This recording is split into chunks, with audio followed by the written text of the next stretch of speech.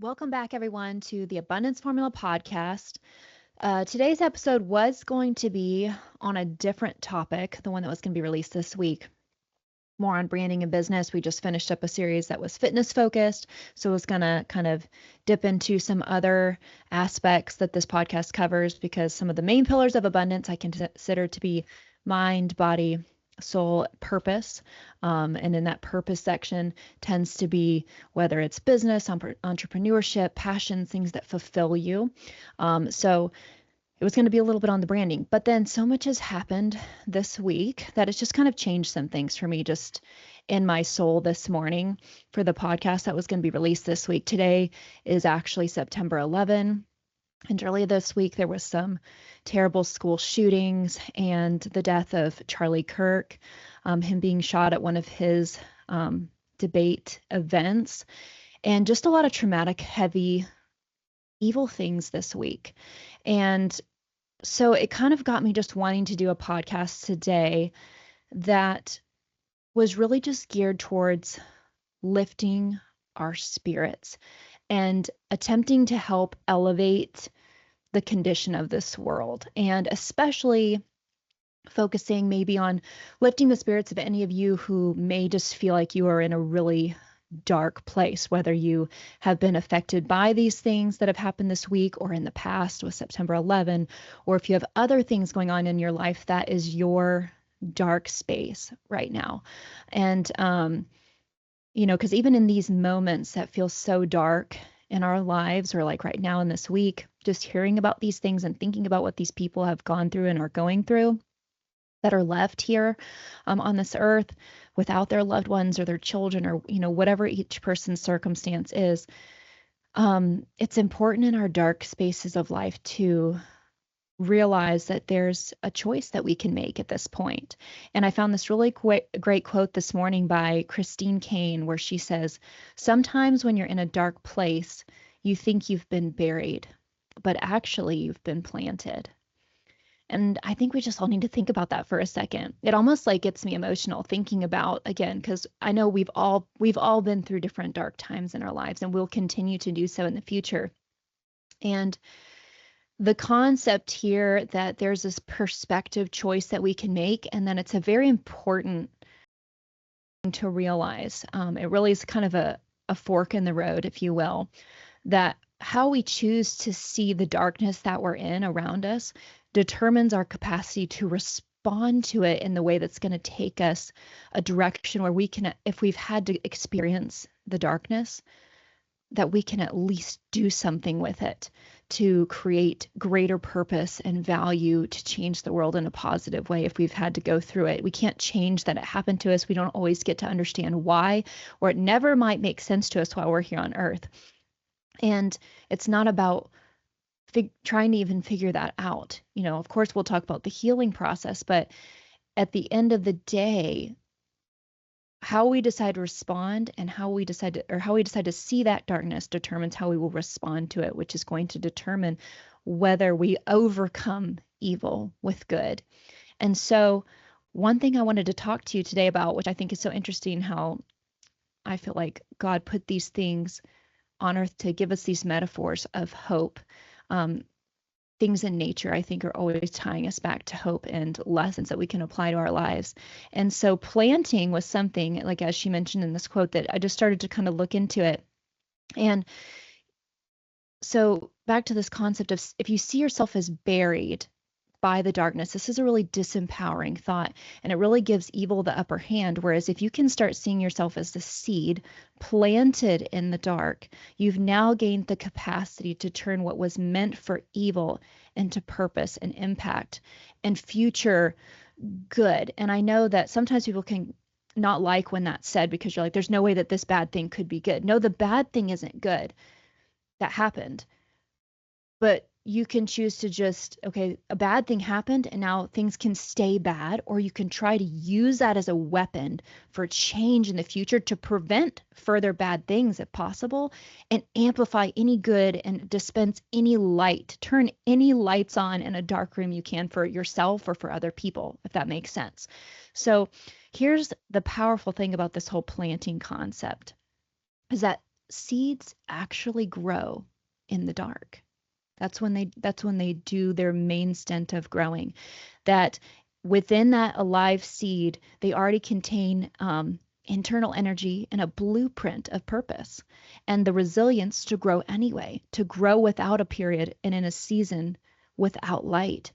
The breakthrough will come in time when they reach the surface and they sprout through and they become visible, and at that point light can finally fuel them for the next phase of their expansion.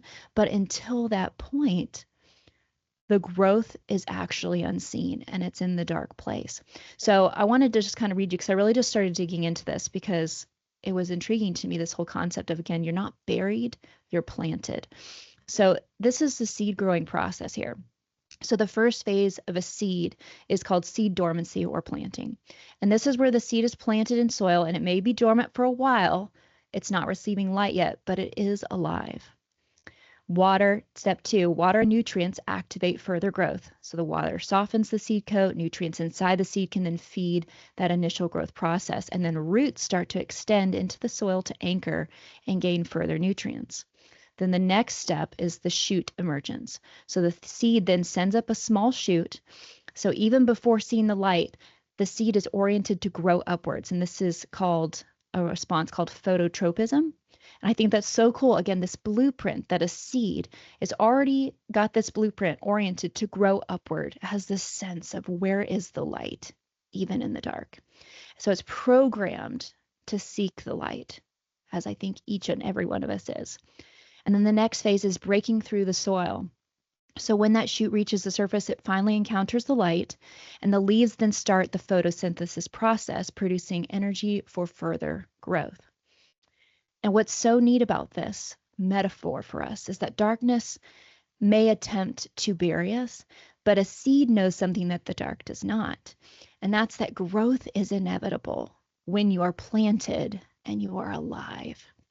So if there's any semblance of hope in you, you're alive and you can do something with that. Darkness doesn't have to be a place of defeat. It can be seen as soil where your roots can take hold, where your strength can grow unseen, and then you can be prepared to meet new light and to create new light. And another really neat quote that I had seen a long time ago, I don't know if Mel Robbins said it or if she got it from somewhere else, but I heard it from Mel Robbins, and she said something like this: time doesn't heal all wounds. What you do with your time does. And so I thought that was important in this next phase of talking about the seed. The seed doesn't just wait passively underground. It's using the resources that it has, the energy, the nutrients, the internal growth available to prepare for the breakthrough. And what this means is not only in your time of, going through the actual steps of the grieving process, that what you do with that time matters. What you do in the dark matters, right? Again, the seed doesn't just exist and make progress towards the surface. It's got to be doing something. So if you're in this time of darkness and you're brokenhearted and you're devastated and all the things, part of that progress is going through the grieving process. And if you need guided through that with somebody's help so that you don't stay stuck in the different phases, but can progress through each one properly so you can actually heal, so that all those feelings and all that, whether it's anger, bitterness, sorrow, isn't just pent up and buried underneath, because that's going to weigh you down as you're trying to progress through life. It's not what impacts people isn't the burdens we have, it's how you carry it. So if you can proceed truly through the healing process as we're meant to, so we can actually heal. That's number one, important, to actually let yourself experience the process fully so that you can actually put pieces back together. You're not just patchworking them, you're processing them. But then two, what's really important in the seed process is I'd looked up kind of the main reasons maybe seeds don't flourish. And the number one reason is their environment, like the environment of the soil.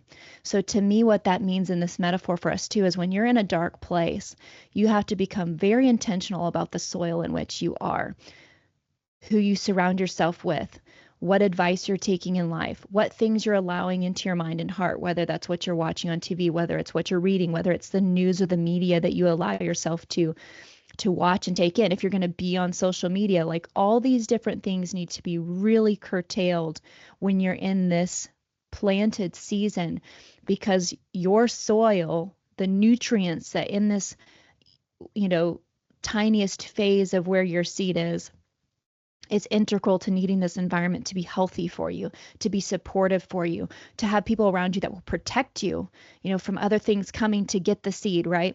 So you need to surround yourself with people that are truly in your corner, that truly have your best interests in mind, that can, again, help guide you through this healing process properly, that can help be a strength for you and empower you to have strength and to not just be focusing on the negative, but people that will support you in this perspective shift of choosing to not allow evil to overcome you, but to overcome evil with good, and to find something that you can do with what they intended for bad and turn it over on them.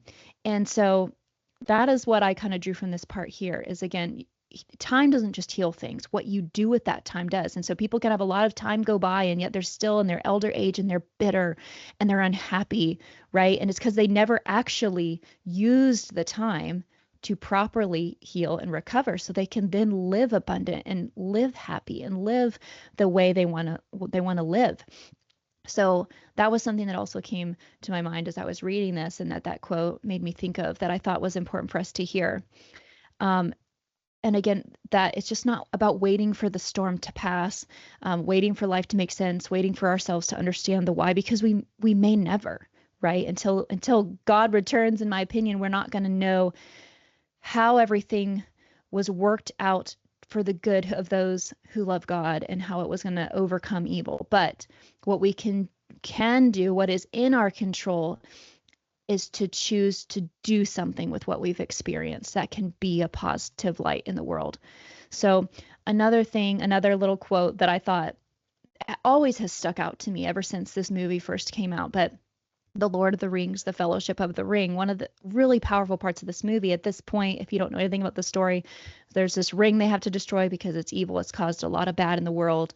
And so there's this fellowship that's in the process of taking this ring to the one place that can be destroyed. And of course, along the way on this path, friendships, people die, sacrifices are made, all these terrible things happen up to this point where the main character, who's been entrusted with the ring because he has the greatest capacity to resist its evil, he is literally covered in dirt and blood, and he's beat up and he's heartbroken from his friends that have died trying to help him on this mission.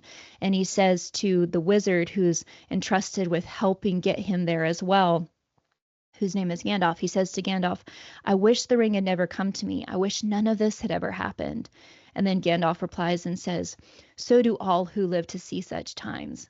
But that is not for them to decide. All we have to decide is what to do with the time that's been given to us."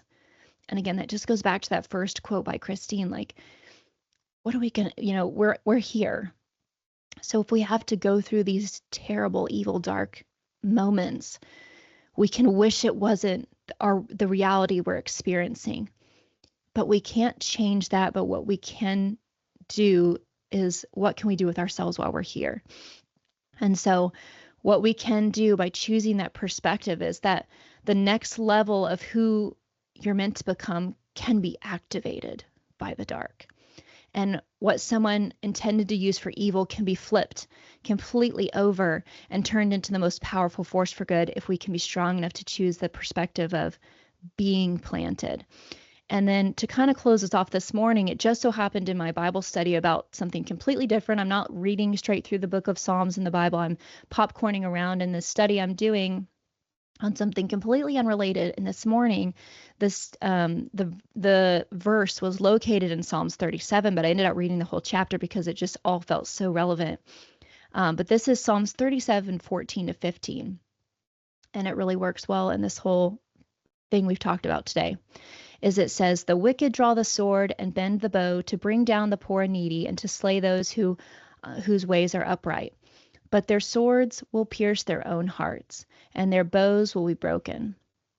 And what this means to me, how this hit me so interestingly, is that the way the sword gets turned back on evil to pierce their own hearts is through choosing this perspective of not allowing the darkness to bury us, but instead use it again to activate this next level drive for us to pursue and reach up towards the light, to be more light filled, to turn on as many lights in a dark room as we can. Because what's also so neat about science that I feel God put into the world as hope for us is that scientifically, when there is light, dark cannot overcome it. In a dark room, when you turn on a light or when you turn on a flashlight or you light a candle, where there is light, the darkness cannot coexist. So how we turn the sword back on evil things happening in this world is for us to pursue more light and to be more light and to put more light out into the world and to respond as light to each other and everything that we focus on, because that's putting more light into the world, and darkness cannot be where that is. And I think that's just the coolest reality. And so if we can take the things that have happened in this week and, that have just been happening of late, it's not about what side you're on. It's not about all these things. There's a greater thing at play. And that is just that there is evil versus good.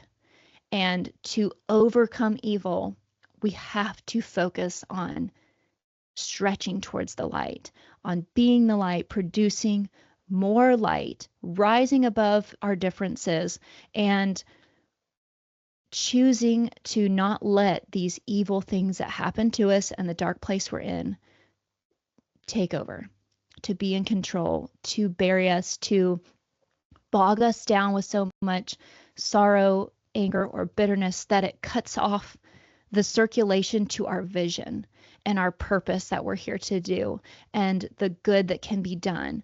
So I hope that this episode could just raise your spirits if you're in a dark place, can encourage you and give you some motivation with wherever you are right now, and inspire you to not focus on winning an argument, to not focus on any of that stuff, but truly focus on really what is the greater mission here.